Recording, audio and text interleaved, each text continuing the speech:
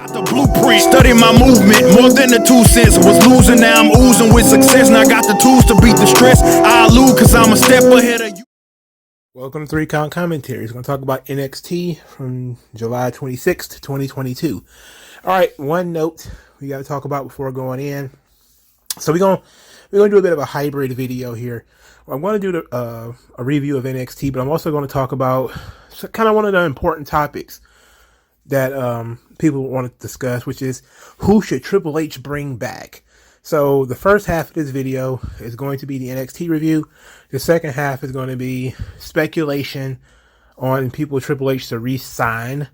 And the reason I tacked this onto the NXT review is because a lot of these people that I've seen people talk about were NXT talents. So we'll talk about that later. But the first note, which is something I think some people wanted me to talk about, which is that Vince McMahon being under federal investigation.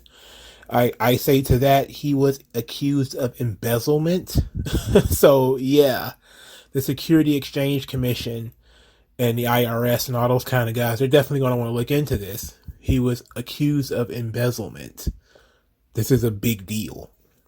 So I don't really think that's a news story that I need to spend 10 minutes on.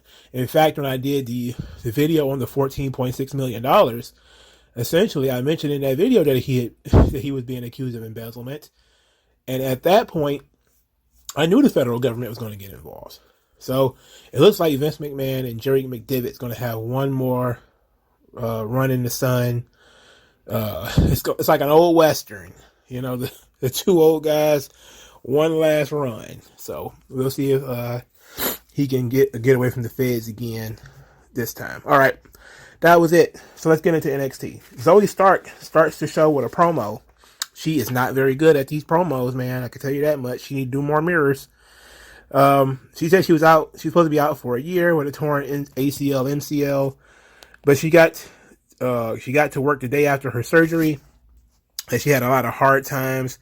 A lot of self-doubt, wondering if the fans still cared or if they really remembered her. And she busted her ass and came back 4 months early. Now she's the number 1 contender, and Toxic Attraction stands in her way. The same ones who injured her in the first place, those same ones who took away, 10 months of her career. And that she's going to take the championship from Mandy Rose. Then she was interrupted by Cora Jade.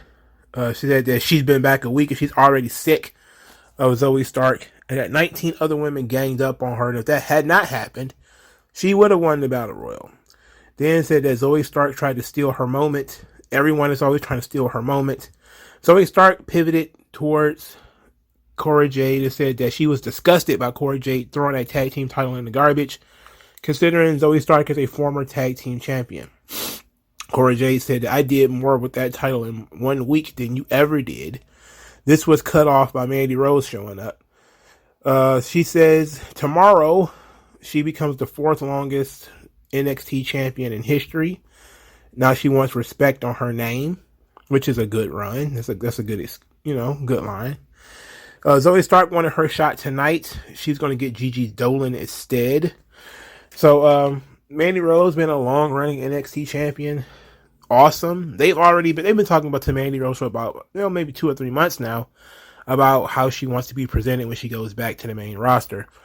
I just recently saw a video, not a video, but an interview about her going back to Raw and SmackDown, and she's not, of course, not against it, but I don't think she's in a rush either.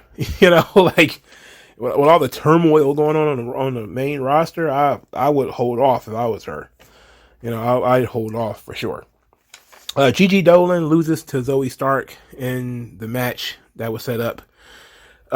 Gigi Dolan, I hate Zoe Stark's finish. It's you got to do too much. It's like a flipping knee. I think it's the same finish as that silly Sammy Guevara move. I hate that move. I really don't like it. Match itself was, I'm kind of on the fence about Zoe Stark, where I like her work, but her personality just ain't there. She's like a speedy Serena Deeb to me.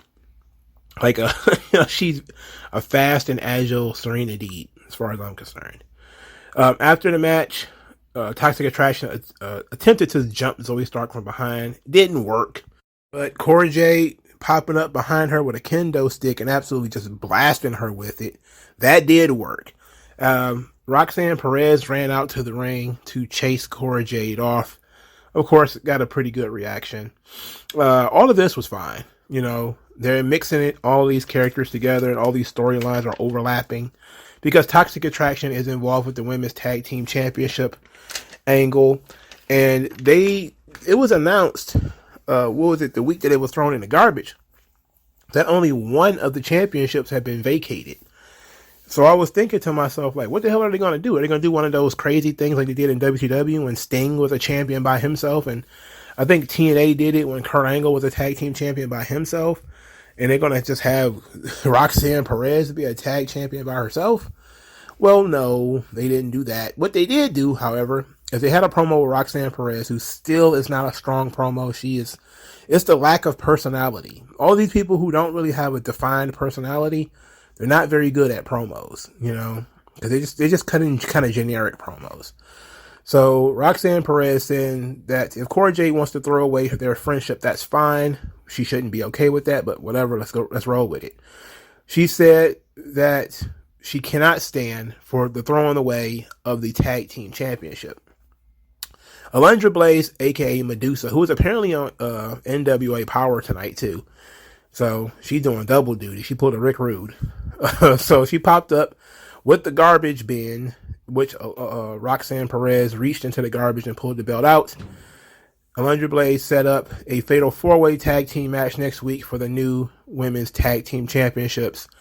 So that means Roxanne Perez automatically lost her title because Cora Jade threw the belt in the garbage, which, you know, is the right thing to do. I mean, if one person in the team doesn't want to be the champion, there is no tag team champion. So fair enough. Roxanne Perez will not be one of the people to compete for these tag team titles. However, she's not going to go into a singles feud. So now Roxanne Perez went from having a title and a title match to not having either. In a span of a month, she went from having, you know, the breakout tournament and a tag team championship to now she doesn't have either one of them and no friend. So she lost everything. She got Spider-Man luck. That's what that's the luck of Parker, the Parker luck. That's what she got. She lost everything. Now the teams that will be involved, there was a bit of chatter with all of them tonight. Valentina Faras and Yulisa Leon, they will be part of the match. Valentina apparently was not there, so she was talking to Yulisa Leon on Zoom. Sanga, who apparently, I don't know, is their friend, their boyfriend, I don't know. Like, what is the relationship between these three characters? I have no idea. But Sanga, he looks really good in that suit with the up curled mustache. If I didn't know any better, I'd think he was trying to be Shad Khan. Wouldn't it be funny if he just decided he was a billionaire and, you know, he was Shad Khan? No, I shouldn't say that. That's not right. Anyway, he kind of supported them and said they would be the new women's tag team championships, and they were very excited about that. Casey Catanzaro and Katana Chance, or KC squared. They were disgusted. They've been chasing the tag team championships only to see them thrown in the garbage, and said that it's time for the tag team titles to be on a real friendship. They were interrupted by Ivy Nile and Tatum Paxley. There was a debate about whether Ivy Nile and Tatum Paxley were even a real team, to which, of course, KC Squared doesn't consider them a real team. Elektra Lopez appeared and started talking crap to Ivy Nile, saying that Diamond Mine was going to lose tonight.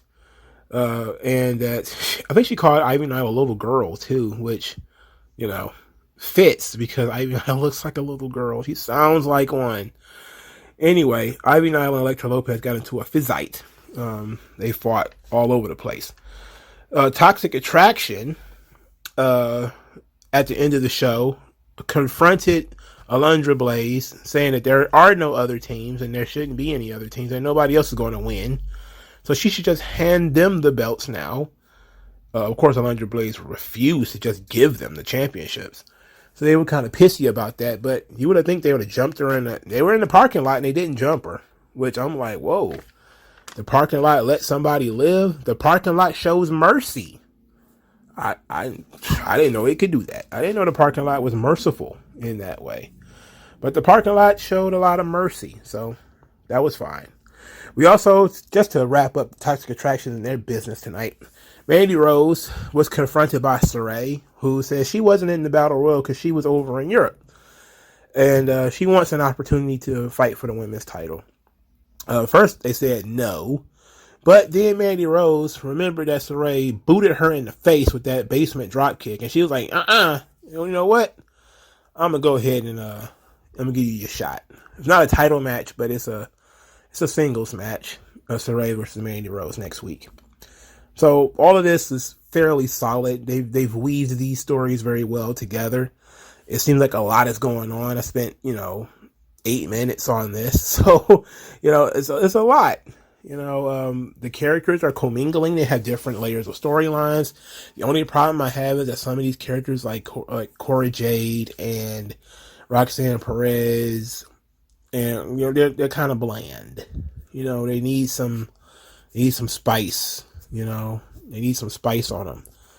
But for the most part, they're doing something really nice with these women's division, and they're actually making something of the women's tag team championships being thrown in the garbage, and people being really offended and upset about that, and crowning new champions. They're kind of getting right to it. So I'm cool with it.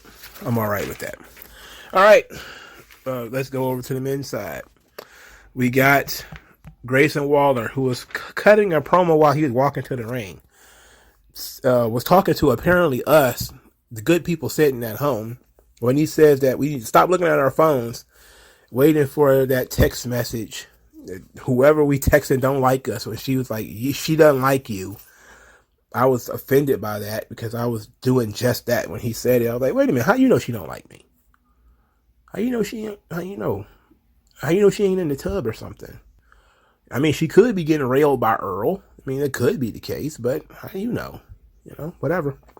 Then he said she's going to embarrass Wesley like you embarrass yourself every time you look in the mirror. I was offended by that. I don't like this Grayson Waller, how he talks to me through the television. It's not good. Wesley was defeated by Grayson Waller. Match was fine. Grayson Waller, he's missing something. He's got charisma. He can talk. He seemed very well put together when NXT 2, when he was getting the big push right after Johnny Gargano left. He seemed, in a better position than he is now. They've cooled him off way too much. I was okay with them cooling him off a little bit because, he can't be on fire all the time. But ultimately, I think they put a little too much water on him. Now he doesn't feel as special as he once was, which is a problem. And of course, his finisher being a rolling stunner absolutely sucks. But Wesley was doing fine in this match until he got sucker punched in the back of the head while outside the ring by Trick Williams. Trick Williams was wearing boxing gloves. I don't know how a knockout punch.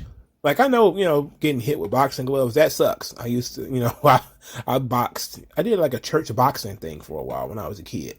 So I know a little bit about boxing. But I know that getting punched by somebody bare fist hurts a lot more than getting punched in the face when they're wearing gloves. I can tell you that much. But he was wearing boxing gloves. Maybe they were loaded gloves. And he punched Wesley in the back of the head. This would have been a nice time to do a technical knockout or a count out situation to kind of give Wesley, kind of save his face a little bit. But instead they had Wesley beat the 10 count only for him to stagger in place. So Grayson Waller could roll outside the ring and then roll back into the... It's so stupid. I hate this fucking move. Ooh, I wish it could... Oh my God. If there is a wrestling god, can he please let this guy watch some tape on something, watch some territory wrestling and stumble across a different finisher that he wants to use? Because that rolling stunner absolutely sucks. It sucks so bad. It sucks so bad it hurts. It's terrible. It's a terrible move. After the match, Trick Williams read the riot act to Wesley, and of course they made fun of him for getting knocked out cold, which was nice. I'm glad to see Trick Williams doing his own thing. I would love to hear Trick Williams cut a promo tonight, but you know what? We good. We good. Joe Gacy and the Dyad cut a promo. I forgot the names of the Grizzly Young Veterans already. I just call them the Dyad. The group is called the Schism. The Schism. Schism. As a group name, that's almost as, it's kind of like when Raven had a group called Serotonin. It's like, I don't know if, like, it's not a bad name, but I don't know if it fits a stable. You know, like, I don't know, like, a stable called Schism, a stable called Serotonin. I don't know. Like, it's interesting, but I don't know. Anyway, Gacy and his boys are being very weird. The one who is Zach Gibson continues to talk about being recognized. Like, that's his gimmick. He likes being recognized. The Jagger one says that now they can see and reach further than ever. Joe Gacy says that he can see behind the eyes of Cameron Grimes, that it's not the pain of lost championships, it's the pain of a lost father figure, and that he can be Grimes' father figure if he would let him. And they're going to talk more about this next week. And I was like, oh my goodness, Joe Gacy wants to be Cameron Grimes' daddy. Don't they know that monkeypox thing? I'm not going to go. Look, don't do that. All right? Don't do it. You should be wary of the monkeypox thing and how it spreads. Don't be having guys who are around the same age calling each other daddy on this show. I'm not going to put up with that. I got to draw a line somewhere, dog. You know, you got to draw a line somewhere. But it's father figure, of course. I'm pretty sure Cameron Grimes is going to want to, beat his head in for alluding to being his daddy on this television show. But Joe Gacy, again, needs to have more focus, The Dyad, they're very weird. They're very weird. I can't remember those names. I know the names. I just going to keep calling them like Ice Dagger or something like that. Like, I can't remember their names for the life of me. Hell, I could barely remember their names when they were the Grizzly Young Veterans. Apollo Crews defeated Zion Quinn in the next match. I was okay with Zion Quinn losing up to this point because I was always saying the pot of gold at the end of the rainbow for Zion Quinn is for him to end up on Raw or SmackDown, Vince McMahon to see him and be like, oh, well, goddamn, pal. We got our new guy. But now Vince isn't there. And Triple H, man. If looking at NXT, when Triple H was booking it, writing the show, and looking at what it turned into, and look, before he pushed Keith Lee, he was burying Keith Lee. Keith Lee was losing to everybody. So I'm not sure that Zion Quinn has a good future despite his look and his abilities. I think Vince was probably the best option that he had. Maybe Bruce has some influence and can save him. Maybe.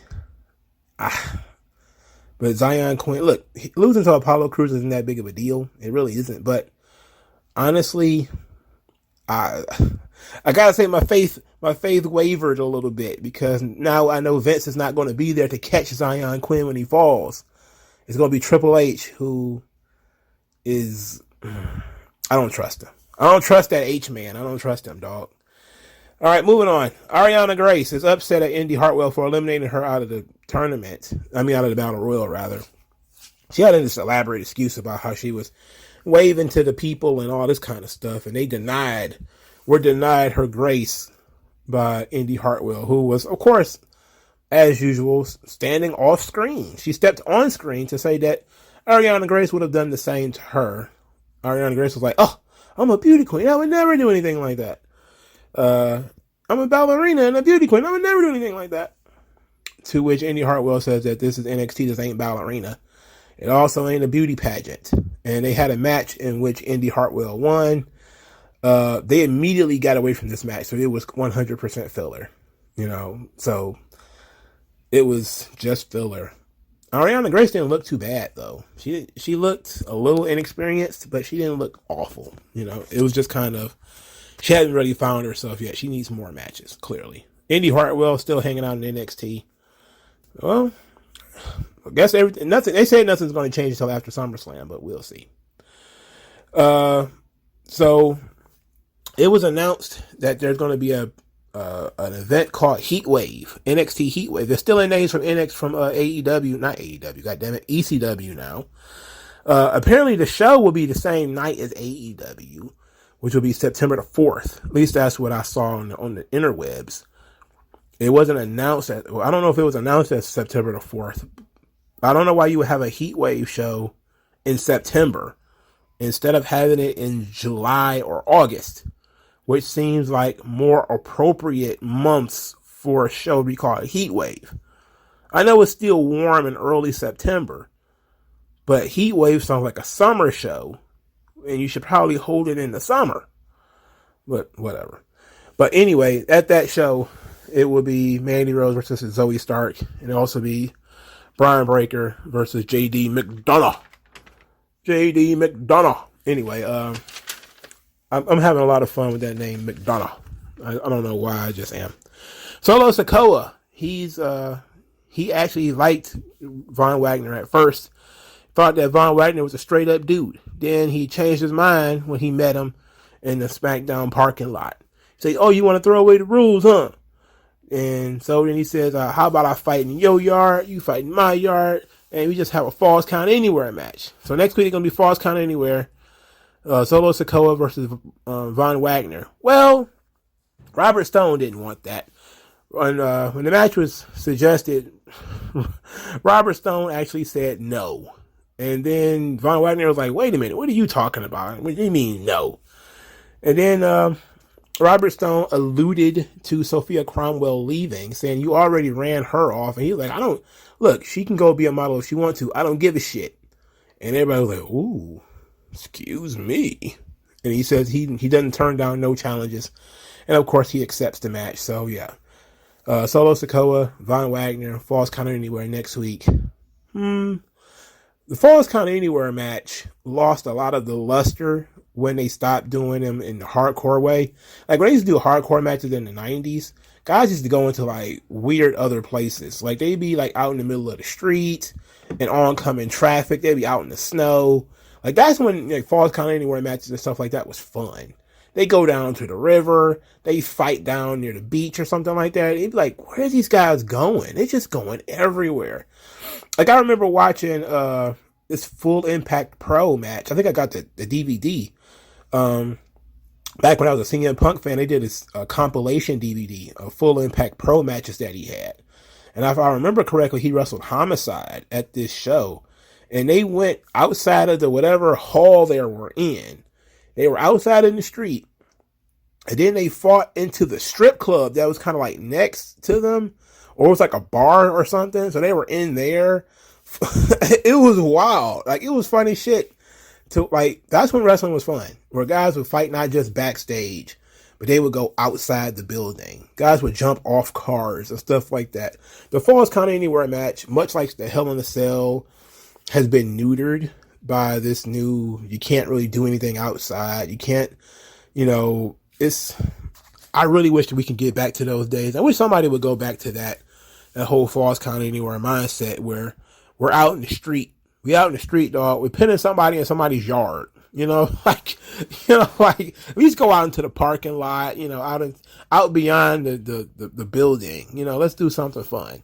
They probably won't do it here because it's NXT, but I just wanted to riff on how fun matches used to be when they used to just go down to like the lake and just be tumbling in the lake a little bit. I remember Al Snow and Bob Backlund went like way out in the middle of nowhere one time, and it was just out there. That was fun stuff. You'll never be like that again.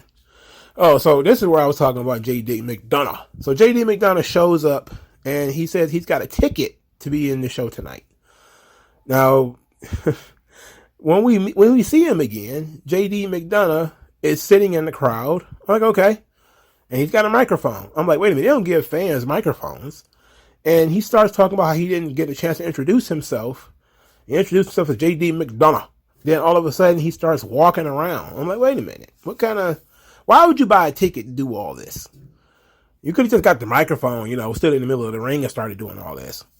So he starts questioning the guy and telling this guy, hey, you like popcorn, huh? Be careful with that. Get caught in your trachea. You could choke, die on it. And the guy looking like, what the hell is wrong with this dude? So then he walks around a little bit more. This here's the timekeeper. This the little hammer you use, huh? You use this hammer. You hit too hard, you can break a couple of your fingers. Be careful with that. Then he walks over to Wade Barrett and he says, oh, Wade, I'm so familiar with you. Look at your little hands. Your calcium deposits in your wrist from your bare knuckle fighting days. And, starts talking about, I'm like, what? Like, what the hell is he talking about? Then he goes over to Vic Joseph, and I was like, man, don't you bother Vic Joseph. Vic Joseph is a treasure. I like Vic Joseph. He's like one of the only commentators I actually like. He's like, Vic Joseph, I heard what you say about my family. I don't really appreciate that. I could break your collarbone right here. But I'm not going to do that. Then he told Alicia Taylor she had a good voice. It was like, what was going on? Then he gets in the ring and he calls out Brian Breaker. So Brian Breaker comes to the ring and his message is simple and sweet. You're going to get acclimated to Brian Breaker real quickly at Heatwave, and you won't like it. So J.D. McDonough then threw a headbutt, which again, with a head like his, it's got to be a lethal weapon. He then attempted to go after the shoulder of Brian Breaker. Brian Breaker snatched away and then headbutted him. J.D. McDonough went down. I don't see how that happened. He's got a head like a bowling ball. I don't see how that hurt. He got a head like Charlie Brown. I don't see how that could hurt. So he went down and, kind of gave him a little bit of a sadistic smile. I saw some people actually got off on this whole J.D. McDonough thing. They thought it was cool. I don't know what he's doing. It's like, is he an evil doctor or something? Is this like I don't know what's going on. Like he just knows all these weird ways that people can die or injure themselves or be hurt. It's like that part of it is kind of cool, I guess. But I was just kind of like raising my eyebrow because I was used to this guy doing something else. So, him going in this different direction where he's a little bit more methodical, a little bit darker.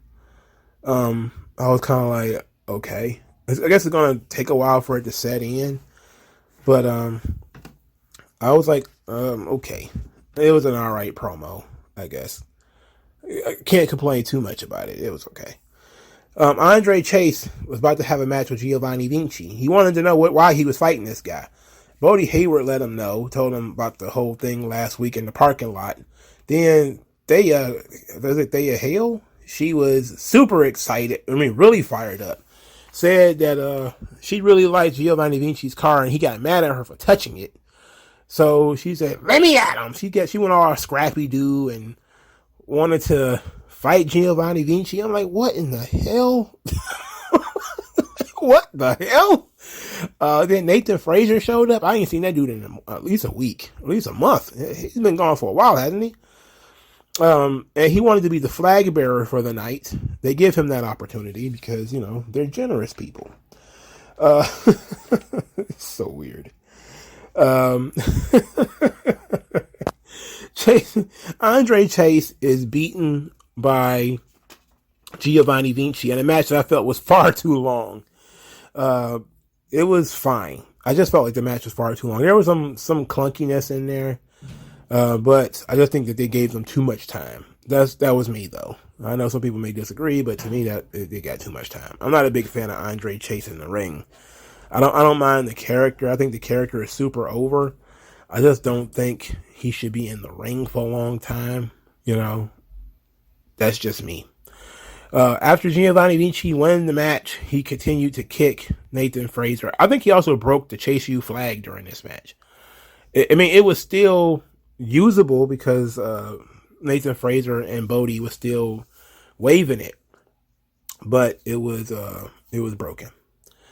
All right, so after, like I said, he was beating up Andre Chase after the match. Then Nathan Fraser ran into the ring to save him. I was like, okay. Now, Rob Schamberger, the artist for WWE, suggested that there should be a photographer for Giovanni Vinci. And I just said, like, I've been saying for the past couple of weeks, he needs to have, like, a female with him. He needs to have bitches. He should have 2 women with him, walking him down the aisle, opening the ropes for him, taking his suit jacket off or something like that. That's the kind of stuff of how we used to do things in WWE. I don't know. Maybe that doesn't jive with their ESG agenda or some shit. But they need to get it together. This guy looks naked. He just looks like a dildo with legs. Like, do something more with this guy. And I like the photographer idea because it's actually new. It's not just a valet. She's just a beautiful girl that just hangs around. But a girl who has a purpose, somebody who takes pictures of him, make sure to get his best shot, that could be nice. So I'm cool with that. I like that idea. Andre Chase, well, back to the drawing board. They seem to be able to stay over without winning, so it's okay. If you can stay over without winning, you got a leg up on the rest of the game. There was an Axiom promo. It was basically just a recap in comic book form. I was stupefied by this. I was like, I don't understand this, but whatever, I heard that this Axiom thing was initially come up with by Deonna Purrazzo. She said she came up with it 4 years ago, and WWE never used it. And maybe that's what the Virtuoso was supposed to be. And Chelsea Green said, well, this is exactly what Deonna Purrazzo said it was. And I was like, she pitched being a superhero with a math gimmick? I don't know. I don't know. I'm not sure. Maybe I should have read an interview or something on it.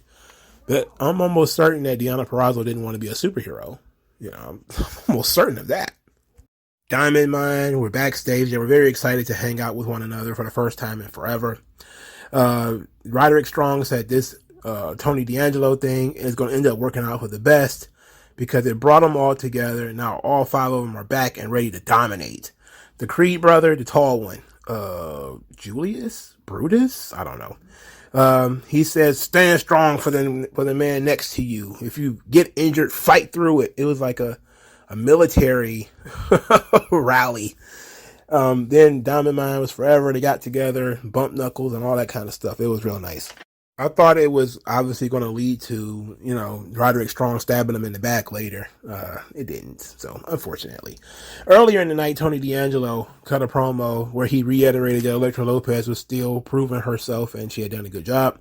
And Legado del Fantasma was still learning his ways and executing his vision. But loyalty isn't a one-night thing. And that if Diamond Mine thinks that this is personal, it's not.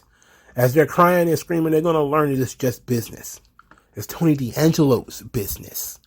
And I thought also that if Diamond Mine doesn't implode on this show, that maybe Santos Escobar would return and cost Tony D'Angelo the match. That didn't happen either. So the 8-man tag was just a flat-out, straightforward match. It was Tony D'Angelo's family versus Diamond Mine. And it was actually quite good as far as the main event is concerned. There was a spot where everybody was just jumping in the ring at the same time. I think I'm just going to have to accept that this is what wrestling is now, where guys was just coming in the ring. I don't know who the legal man is. They're springboarding off of everything. Some guy, Kemp is doing a rolling lariat. I don't know what's going on, man. Legado del Fantasma is in the ring. They're doing double team moves. I'm like, bro, who is the legal man? What's happening here? Even one of the Creed brothers even did his basement lariat. I'm like, bro, who is the legal man? What is going on here? I was freaking out, but doesn't matter. Tony D'Angelo wins. They avoided the swerve. They didn't swerve us again. Diamond Mine did not implode, nor did Santos Escobar come out to cost Tony D'Angelo's family the match. It's just straight up win for Tony D'Angelo. I'm wondering, gotta ask the question, because it's the similar thing with Joe Gacy. But where are we going with Tony D'Angelo? If he's not going to be a champion of some sort, where are we headed? You know, like, I know they just had him wrestle for a title and he lost, but shouldn't he at least try to be a tag team champion? Or at least shouldn't he want the tag team championships? Shouldn't championships mean more money, which means more success for the D'Angelo family? You know, beating up on the other factions, that's fun, and you can do that. Of course, they kind of truncated the feud with Diamond Mine. It would have been nice if they'd all got a chance to really like mix it up over like, you know, a month or something like that. But ultimately he needs to be focused, you know, or he needs to have a goal, you know. There definitely needs to be a goal. Diamond Mine, they've been teasing the breakup for a long time. I'm guessing this is going to be the catalyst for the breakup, and maybe they're going to get yelled at by Roderick Strong next week, which it seems like they get yelled at by Roderick Strong all the time, though, and nothing really changes, so I don't know, but anything's possible in this world of ours. This spinning disc that we're on, apparently, if you're a flat earther, it's a spinning disc. All right, so that's the end of the show. There's still some more stuff to talk about, though, such as Wendy Choo having a nightmare about Tiffany Stratton, in which, you know, Tiffany Stratton expressed that she thinks it's creepy that Wendy Choo is always following her around. And I think this is very creepy that Wendy Choo is dreaming about Tiffany Stratton for the second week. I think it's weird that we can see Wendy Choo's dreams. It's very weird that we can see her dreams. And she wakes up later, says she woke up on the wrong side of the bed. I was like, this seems like a long vignette just to make that the wrong side of the bed joke. Then says that next time she sees Tiffany Stratton, it's going to be lights out for her. I was like, you know what? Lights out for this goddamn gimmick. Throw it in the blender. Get rid of this girl. I mean, she might be a nice young lady. She might be the finest young lady of all young ladies that ever walked the earth. But she get on my fucking nerves. So I'm not so sure I'm okay with this. Alba Fire and Lash Legend, they had a promo segment. I forgot they were still feuding. Look, the least amount of Lash Legend possible. I'm on that diet. I want the least amount of Lash Legend you got. If this is the least amount of Lash Legend we got in a long time, I'm cool with that. Thumbs up, brother. They're going to continue their, I guess, war. I don't think we need it, but we're going to get it anyway. I guess because we got to have secondary and tertiary women's feuds. I don't know. Maybe Lash Legend should just be somebody's bodyguard or something. I don't know, man. There's still so many women in the Performance Center that doesn't get out and get to do anything. And we're trying to make sure Lash Legend, who's going to clearly hurt somebody one day or hurt herself. But I guess we have to cross that bridge when we get there. All right, so the final thing from the show to talk about is Kiana James. She did a PowerPoint presentation on what's wrong with the women's division in NXT. And the number one thing from her deductions is Nikita Lyons. Everything is wrong with the women's division in NXT. So she reported to us that she did some research on Nikita Lyons and found that Nikita Lyons' parentage is not up to snuff. Her daddy was a rock star. Her mama was a groupie, which we know because Nikita Lyons told us that. And she was raised on a tour bus, which explains her lack of education. Then they showed her promo and how she talks. She basically talks like a black girl. So I don't know if that was supposed to be. I don't know what that was supposed to be. But then she said it also explains her clothing or lack thereof. And that Nikita Lyons doesn't fit what a woman should be in this business. And I was like, very interesting for her to have a David Bixenspan gimmick, where her gimmick is going to be that she does an anal amount of research on people to complain about the smallest, most silliest thing. And it's, if you must know, she's not formally educated. And guess what? Nikita Lyons isn't a real lion, by the way. And that's probably not even her real name. I want her to get real petty. I want her to go and search and find out who Nikita Lyons voted for. I want her to, I want her to, like Big Sis Man does on his blog. Go find open secrets and do a Google search to see who Nikita Lyons donated money to. Scour her Twitter account. Dig deep into her Instagram beyond the butt pictures and all the sandy beaches. There's going to be some January 6th stuff in there somewhere. There's going to be something about guns and Trump. There's got to be something for Kiana James to complain about. Considering her new gimmick is that she's a nosy wrestling journalist. She of course promised to come back and fill us in on the research that she finds out, all the dirt she can find out about Nikita Lyons. I don't know if I hate this gimmick or love it. I'm not so sure. Of course, everybody, well, some people got triggered because they realized that she's doing a PowerPoint presentation gimmick, which was Drew Gulak's thing. And I loved Drew Gulak's PowerPoint presentation. They were so much fun. I really wish he gets an opportunity to do that stuff again. Now that Vince is gone and, you know, the opportunities to do stuff like that is open now. So hopefully he can get some of that stuff done. It would be nice to actually come down to NXT and help her with her PowerPoint presentations and maybe be a business partner or something like that.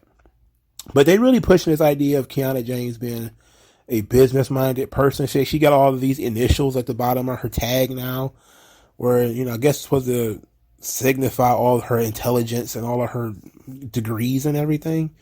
I don't know. I don't know, man. I have no idea what they're doing with this gimmick. But they're trying. They're trying something. I don't know why this is the thing that they're trying. But it reminds me so much of Terry, when Terry was doing that gimmick, she was hanging out with Terry Taylor, and he was the computerized man in the 90s. Oh, my word. You talk about a terrible gimmick. Oh, God. The computerized man of the 90s. Jesus H. Christ. That was fun. Did I do a video on the computerized man? Oh, I did a comparison video back when I used to do comparison videos. Oh, that was so much. It was so silly. I stopped doing those things because I wanted to do deeper research on them. But every time I have to do deep research on something, current events or something like that would distract me. So I stopped doing them. But I wanted to learn more about the computerized man of the 90s and learn more about that gimmick. Maybe I'll do like a gimmick dive. I'll probably look up some interviews on Terry Taylor or Terry or something like that and try to figure out what that gimmick was supposed to be and why he was getting stuff from a laptop. Like, if it was done in like not even 19 anything, like 2006, she might would have had a Palm Pilot or something like that, like a BlackBerry. And she'd have been there tippity typing on her BlackBerry and giving him wrestling advice from her BlackBerry. Like, this is the kind of shit, we need to have this in every generation. You know, got to have ourselves a generic businesswoman. But there's ways to do this and to make it cool and make it fun. You know, I think some people really have a problem. I think it fits mostly as a manager, not so much as a wrestler. So I don't mind Kiana James's gimmick. I think it fits more as a manager, though. I like the way that they did it with Terry, where she was just kind of this vivacious businesswoman outside the ring. You know, I like that. But they want to apparently make Kiana James a wrestler, so be it. It is what it is. All right. So there's a lot of people talking about Triple H and that he should bring certain people back from the garbage bin where Vince sent them. Now, a lot of the people that was released went to AEW. Now, the internet is trying to make Tony Khan paranoid, saying that Triple H is going to get all his kids back. So you better do something with them. Sign them to new contracts or something. If I'm Tony Khan, I'll look and say, you know what? A lot of the people I signed are happier over here. I wouldn't be too concerned about it. And some of the people he wasn't going to get or he couldn't get or couldn't come to terms with, you know, which one of them being Dakota Kai, I think Triple H probably will snap her back up. I wouldn't be too concerned about Triple H being head of talent relations anymore. I really wouldn't, because a lot of people, they get fired, they take it personally. I know Karrion Kross didn't, and that seems to be the real groundswell on the internet, is that people want Kross to get another chance because of how badly it went for him the first time. And he's been pretty open that he was willing to go back. He was even willing to go back when Vince was there, under the right circumstances. And I'm sure the circumstances are right now because, now Vince isn't there. So, I'm cool with Karrion Kross. I was a big fan of Karrion Kross. I like the guy. I think that he has the right mentality. He reminds me a lot of Sid Vicious, except for he's more articulate. He just has this crazed energy about him that I really like. I hope he gets another chance. I know he's up there in age. He's got to be in his mid-30s. But I like the guy. If Triple H wants to bring him back, I'm cool with it. Dakota Kai, not so much. Right? See, the Dakota Kais and the Johnny Garganos, they've been threatening me all day with Johnny Gargano's been sitting at home since February. Now that Triple H is back, oh my God, he's going to push Johnny Gargano. He's going to push Ciampa. And I was just sitting there looking at that like, oh my God, you have no idea what you're saying. You have no idea what you're saying. You must have just shoot WWE in the foot right now, let it bleed half to death, and sell it half dead to Amazon or something like that. It's fucking over if you start trying to push 4'0" Johnny Gargano. As a matter of fact, what makes this shit even sadder is people spent this whole weekend talking shit about Jonathan Gresham being too damn small, and now they're saying he's too small for AEW, which everybody's a fucking midget, but he's like a fairy in comparison. And now they talking about pushing Johnny Gargano in WWE. Johnny Gargano is like 5'8". He's skinny.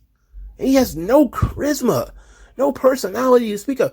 No, man, I know he's coming in. If they haven't got him for AEW yet, I know Johnny Gargano's coming back. And I'm cool with that, fine. Just keep him in the mid-card, We need more mid-carders, solid Intercontinental Champion, solid United States Champion. Okay, fine, whatever. But beyond that, no, I'm not interested. I'm not interested in seeing Johnny Gargano try to have a match with Roman Reigns. Nobody's interested in that. This ain't the Cruiserweight Classic, dog. I'm not interested. Who else did I see people talk about that Triple H should bring back? I think there were some other people I think there were some people who had been around for a while, like Nia Jax. But I think Nia Jax said she always liked Vince, and Vince always supported her. So, and plus I don't know, I think she's done with wrestling anyway. Somebody like Braun Strowman, I don't think Triple H would even care that much about him. I think he would focus mostly on the people that he pushed, that Vince fired, and a lot of those people ended up in NXT. Ended up in AEW rather. Malachi Black, for instance. So I expect for there to be like a resurgence of some of the people that on the roster that was buried. Shotzi and Ricochet. I expect them to get more opportunities now because Triple H signed them. He believed in them. He knows what Ricochet can do. So I think he probably has more faith in Ricochet. So I think he probably revitalize some people who have been sitting in catering for months not doing anything. A guy like Robert Roode, I think it might be great that Triple H has taken over because Triple H believes in him already and has already pushed him. A guy like Shinsuke Nakamura, I think Triple H understands him. He understands how he could get him over to the audience. Io Shirai is another one. I think there are underutilized people in WWE that are probably thrilled Triple H has taken over because Vince didn't see anything in them, didn't really push for them, didn't really care about them because they didn't have characters or whatever. But Triple H, they have a relationship with him already, and there's more opportunities there. So I do think he's going to make some big acquisitions as far as the free agents are concerned, just for the goodwill and the good public relations. That's why I think he probably will bring in Johnny Gargano, because it's going to be good public relations and get people's minds off of that Vince McMahon stuff. And I think there are going to be a lot of decisions that are going to be made just for that purpose. They might not have a long-term purpose, but their purpose is going to be, don't think about what's going on with Vince and him possibly going to prison for embezzlement. That ain't got nothing to do with us anymore. We're going to do this over here. So we're going to bring in Johnny Gargano. We're probably going to bring back in Dakota Kai. I wouldn't be surprised if he re-signs Paige. There's going to be some stuff that he's going to do just for the sheer pop in the crowd and to keep the crowd happy and distracted from all the stuff that's going on outside the ring and feeding into the excitement. And I think that's what people liked about Triple H. He tend to feed into the excitement and build some anticipation for who's going to pop up at the takeovers and stuff like that. So I think we're going to give him some time, of course. Maybe after SummerSlam, we'll really see how things are going to change. But if he's going to be bringing people back, I'm hoping for Karrion Kross. That's the only one I really care about. The rest of them are in AEW. Like there's a lot of people that got fired. Not too many of them are still free agents. I'm actually, looking at them and saying, what's the hiring practices going to be like now? You can't bring back everybody that you fired. I really wish if I was Triple H, I probably would try to get Samoa Joe back, but Samoa Joe was gone. I know he really liked Samoa Joe. The company seemed to didn't like him at all. I know Triple H actually saved him the first time.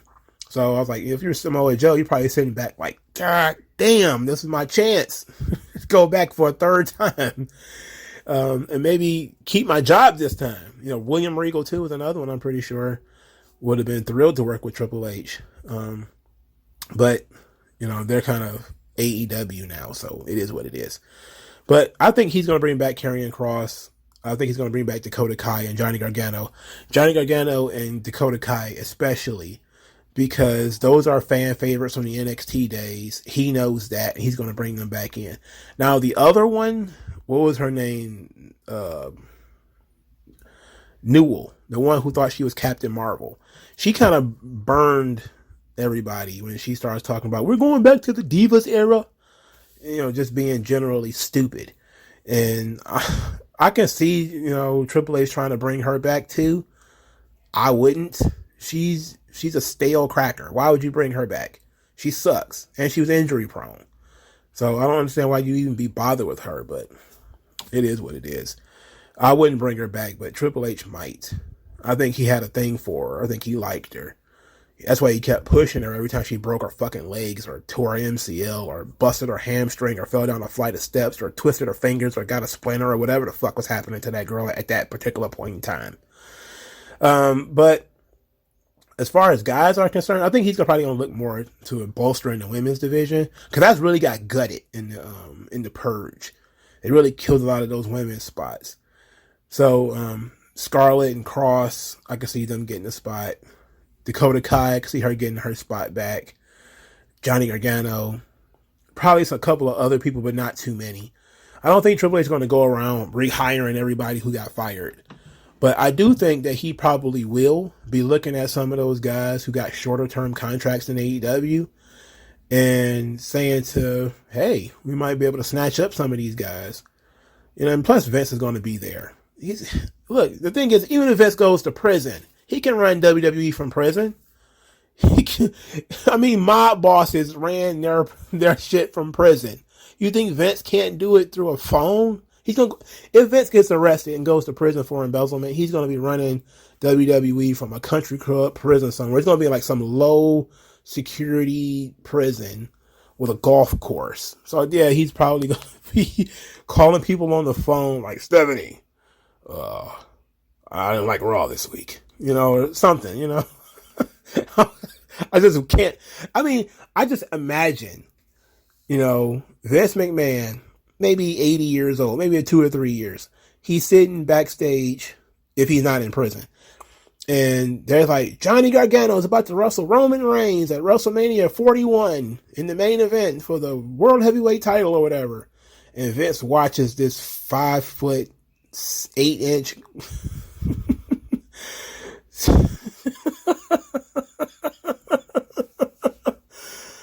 Oh, 5'8" stack of dimes walk to the ring against Roman Reigns.